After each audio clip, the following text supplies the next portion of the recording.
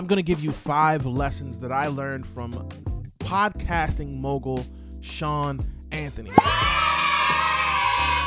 This was a really, really fun interview. So first of all, the episode is going to be in the top left of your screen. Let me not cover my face here. The top right, top left. I don't know. One of the sides. It's going to be over here or over here. Probably this side. So first lesson I learned.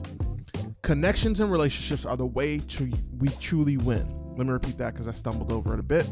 Connections and relationships are the way you truly win. Now, what's interesting about this is Shawn Anthony runs a podcast, and he's very good at that podcast. But one thing that he kind of kept repeating during the interview was how much that the relationships affected what he's done in positive ways. You have to find ways to make those connections in whatever your field is. For me, it's real estate. For this podcast, a lot of real estate and branding stuff. So for us, it's all about the real estate and the branding piece. How can we help others who are looking to do more things in the real estate space or the branding space? We want to build as many relationships as possible with the guests that come on. Some it works, some it doesn't, and it's okay. Don't feel like it's a bad thing if it does not work out. It's okay. Don't even look to force it, but look to make the connection. Find ways to make that connection. All right, so next point, which is number 2, how to prepare for an interview. Now, this is for those who are out there looking to create a real estate podcast or any podcast for that matter. What Shawn talked about was that he would get on the call with people beforehand. And he did this for a purpose, which I'll get to in the next point. But he did this to help him to, 1, get a feel for the guest, 2, get a feel for what was going to work best for the guest. So finding ways to talk about things that they wanted to do. Hey, what are you doing with this? Is there anything you want to talk about specifically? Is there anything you don't want to talk about specifically? All these things are kind of things that you can do to get more in tune with your guest on the podcast. And that actually brings us to number 3, which is find ways to relate to your guest after the podcast.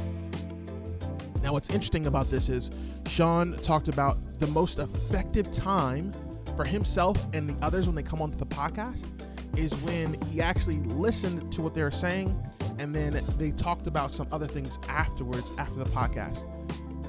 That was where the relationship he felt like was really being built. And I say that to say this to you, find ways to do the same thing. Find things they have commonalities. He actually tells a story about him and a guest having a song battle. And even now, send text messages back and forth with specific songs. That's the thing.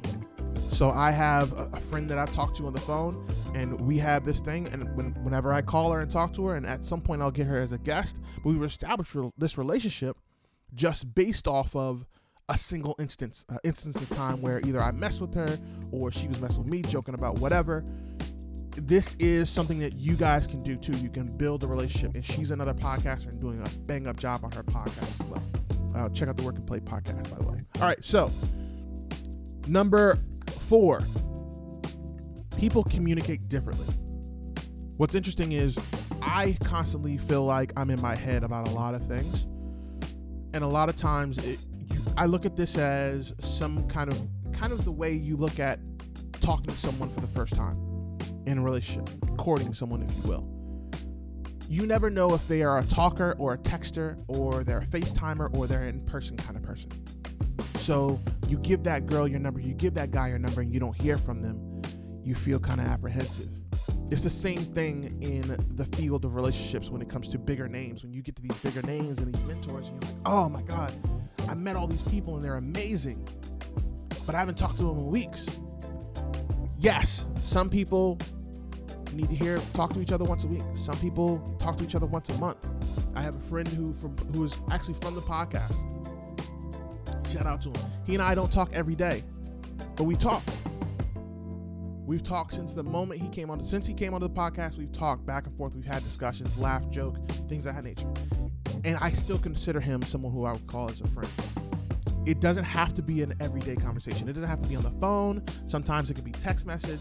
Shawn gives us an example where someone he talks to from the podcast is a FaceTimer. They like to FaceTime. Nothing wrong with it. Just be aware that everybody has a different way of communicating, and don't feel apprehensive about it. Don't be so concerned with yourself that you're in your own head and you end up destroying a relationship when it comes to your podcast or business, or even a regular relationship when it comes to boyfriend, girlfriend, husband, wife, based off your own paranoia or your own worry. Get out your head. It's okay.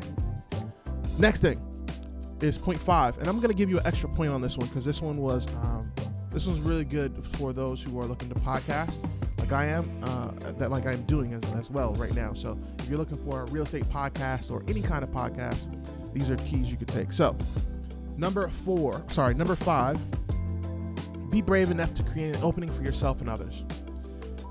Shout out to Shawn Anthony. Shawn Anthony created something called the Podcast Culture Event, and what it originally took place on Clubhouse, when Clubhouse was super popular, when it had just kind of broke the wave and broke the mold of how people saw things moving forward in the world as far as communication is concerned. And he created an event, had a bunch of great speakers on, and he spanned everything. He didn't just do black, he just didn't do white. There was Latino speakers, there were those of Asian descent that were doing speaking. You name it, they were on there talking. It could be whatever field, and they were all talking about podcasting and helping people to learn about podcasting and keys in podcasting. I want you to be brave enough to do the same. If you're in an area where you cannot find a REI, a Real Estate Investing Association, a RIA that is, if you can't find a RIA, go out and make a RIA. If you can't find a mentor, become the mentor. If you can't find ways to communicate with the local public or the local government, that is, if you can't find ways to communicate with the local government, create a way for people to communicate with the local government. I'm telling you, the stuff that you learn is amazing. So ask questions that are open-ended. Ask them about their life. How do you feel about this? And then when they answer it, you say why. You'll see interviewers like Charlamagne the God do this quite a bit. He'll say, why? What do you mean by that? Could you go deeper? Those are 3 right there. I just gave you 3 different open-ended questions that you can take and use to your advantage. Right now, I think that's enough for now. I gotta go. I'll see you guys later. Remember, you're better than you were, but you're not half as good as you're gonna be. And make sure you check out the Shawn Anthony episode, please. I mean, what could it hurt, right? Go check it out. Go check it out. If you watch this on YouTube and you enjoyed it, subscribe or just comment and let me know what you took away from the episode once you watch it. All right, I gotta go. I'll see you later.